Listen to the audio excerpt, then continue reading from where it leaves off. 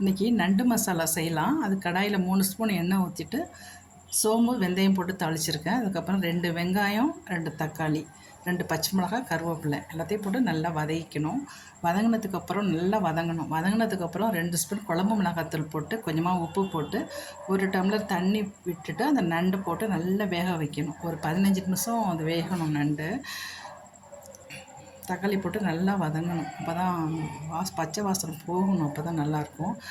இப்போ வெந்துடுச்சு. இப்போ புளித்தண்ணி ஒரு லெமன் சைஸ் போடுற அளவு புளித்தண்ணி எடுத்து வச்சுருக்கேன். அதை ஊற்றிக்கலாம். தேங்காய் பேஸ்ட்டை வந்து பொட்டுக்கல்ல, தேங்காய் ஒரு மூடி, மிளகு, ஜீரகம், சின்ன வெங்காயம் ஒரு 4 போட்டு நல்லா பேஸ்ட்டாக நைஸாக அரைக்கக்கூடாது, கொஞ்சம் குறன்னு அரைச்சி வச்சுருக்கணும்.